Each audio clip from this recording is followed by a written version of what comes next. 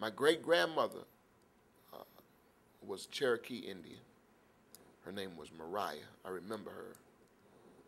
She was about 4 foot 11 inches tall. She had this fire engine color in her. She could stand on her hair. Remember, she had this full, long, that's the white hair. She could actually, her hair was all the way down her back. She could literally stand on it. She was a firebrand of a woman. Didn't play. Nobody played with Mariah. No joke, man. It was like, if she said something, people moved. I was born and raised right here in Washington, D.C., in one of the first public assisted housing projects in the United States. It's called Langston Terrace. It was built back in the 30s, I think, as a public, or 40s, in the 40s, as a public assisted housing project. And I actually had two brothers that were born before me. They were born with scarlet fever. I was also born with scarlet fever. Neither of them lived past 6 months old, and I wasn't expected to live past 6 months old. But in my 7th year, I had this terrible bout with scarlet fever, the worst bout ever that I can recall. As a matter of fact, I don't remember any. That's the only one I do remember. But I remember it because of all my memories. This is the most vivid, period, bar none. I was so sick, my temperature had gone up to like 104, and my mother was over top of me with a wash rag and ice, trying to keep me cool, crying her eyes out. Because if you can imagine, she thought she was about to lose her third and last child, her only son, to this dread disease. I left out of my body on a thin white thread that looks like an umbilical cord. I went up to the ceiling where I lived, and I looked over and I saw all these beautiful, some people say they have an out-of-body experience, they see white light. I didn't see white. I saw these beautiful hues of blues and gold, like this wonderful colors. And I looked back at my mother and my body laying there, and I said to my mother, I said, "Ma, stop crying. I'm not going right now. You're going to go before I go. And it's nothing to cry about. It's beautiful over here." And she looked up like she had this quizzical look on her face, like somebody that hears something but not sure. And then I remember looking back at my body and looking at her, and I remember looking back over at this site, how beautiful it was. And then I remember sliding back down real slow down this umbilical cord, and the next moment, the next memory I had was the next day I woke up in D.C. General Hospital. And so that was the start of my life. I mean, and since then I've been a very spiritual person. I've been on a quest to try to find answers about different things. My mother and father are both from Bowie, Maryland. And Bowie, Maryland is about 20 miles from here. I remember when I was a kid, Bowie was the country. Now it's like a big city, it's sprawling, there's malls everywhere. But I remember outhouses in Bowie, Maryland. And my mother's family were the Browns and the Johnsons, and my father's family were the Grays. And, they hooked up. And it's ironic, man. My father's 6'2", my mother's 4'10" and a half. So you got this that kind of thing. But I remember, I don't remember my mother and father ever being together. I remember a lot of them arguing most of the time. I sort of understand why my father left, because I had a relationship with him, albeit spotty. It's a spotty relationship. I mean, it was choppy at best. Well, I watched my neighborhood, man, go from where the lawns were green and it was a neighborhood to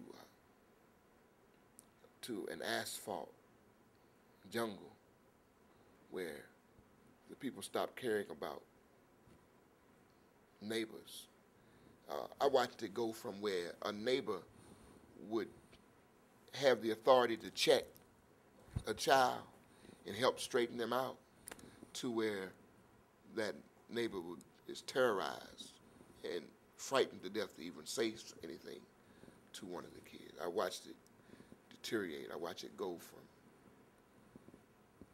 from bad.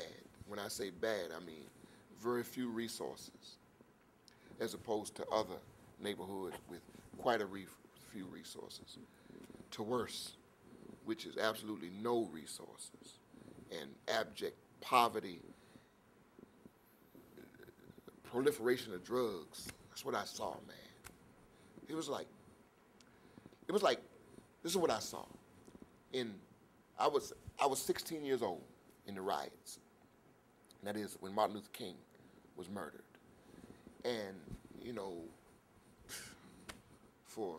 because of lack of education and lack of a lot of things, we ended up burning down our own neighborhoods, burning them up literally, never even leaving our neighborhoods. We burnt up our own.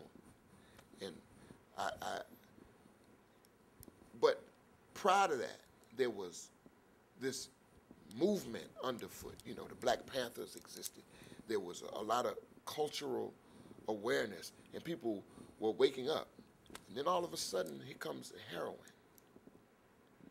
And literally, I can think of 20 guys in my neighborhood, 20, that I could name, bright, articulate, who maybe have, with the right education and some guidance, would have been your Congress and your Senate. My mother passed when I was 25 years old. I'm sort of fast forwarding now a little bit. But when I was 25 years old, my mother passed. And I snapped, man. I went off. I had lived with her all my life. I had moved out a couple of times, but I still had a key because she raised me. Like I said, my dad pulled out when I was 3. So she went to work at D.C. General Hospital one day. Not one day, December 13th, 1976, I'll never forget it.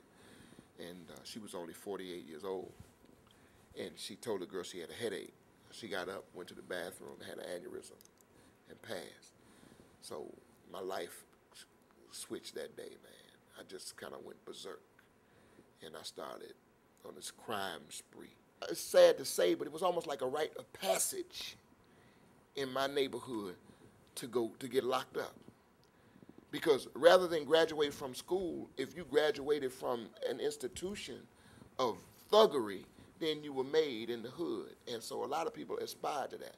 I remember a friend of mine, man, that's all he ever wanted to do was go to Lawton. Literally, that was his aspiration. That wasn't mine. Even though I was addicted to drugs, I read all the time.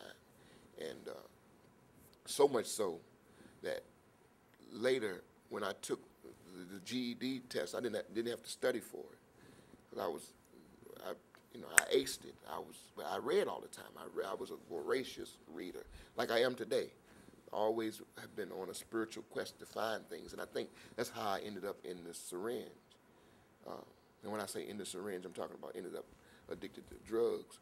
It's because I was looking for it in the drugs. I was looking for the answers all the while. But my time in prison, because I spent a total of